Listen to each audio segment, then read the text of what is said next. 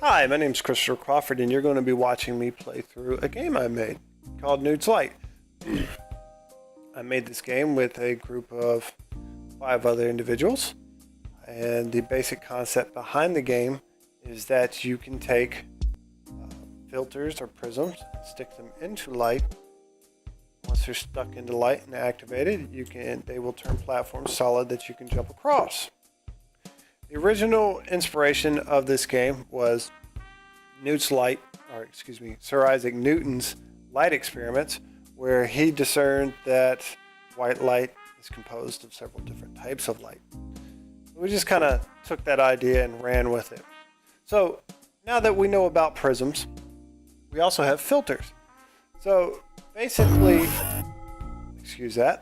a filter, when you shine light into a filter, only one type of light is going to come through it. So in this case, if we're going to shine light into this red filter, only red light will come out. We kind of thought that this light should be a little stronger, and what we did was, since that's the case, we'll make it go ahead and deactivate walls. As you see here, now a prism can't actually deactivate this wall. Now, since it's strong enough to deactivate walls naturally, you can assume it's strong enough to activate platforms. And then once we got that hammered out, we decided in our level creation, you can kind of see this here a little bit, that we're going to want the player to have to move with the prism holding it. And we felt this added a certain level of difficulty to the game itself. Now, we also have tri-prisms in the game, so you're probably thinking, what is a tri-prism? And rightly so.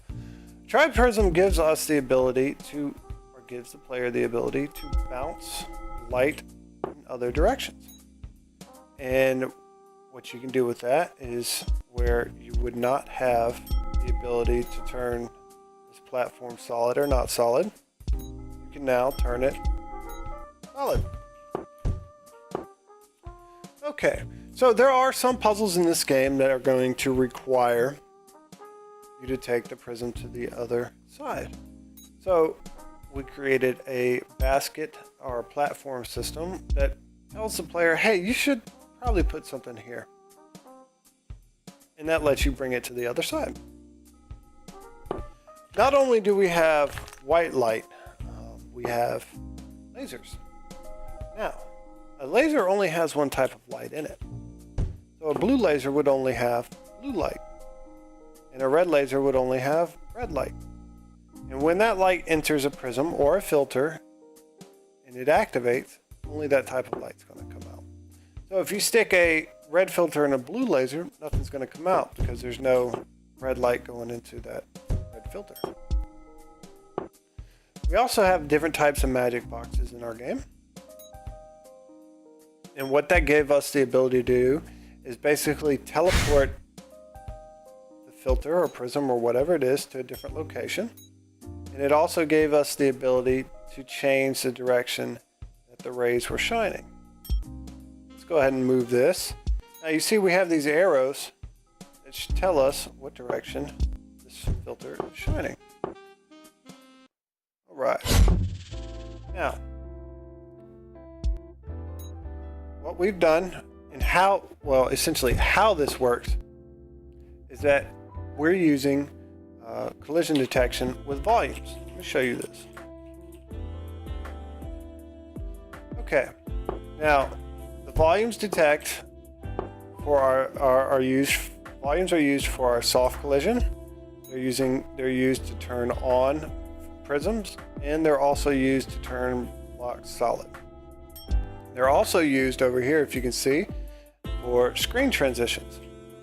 So these volumes here detect that if the player is on this platform and turn it solid. If he's not on the platform, it's not solid, has no collision, he can jump straight through it.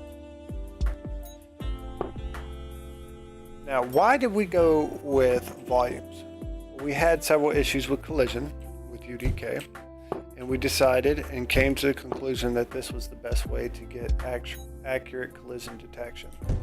So each one of these prisms is actually 8 things. You have 4 triggers. Well, I say triggers, they're volumes. 4 volumes, 4 static meshes attached to this one prism. And when this prism goes active, it tells it to turn on. Move that out the way, and let's go to the next world.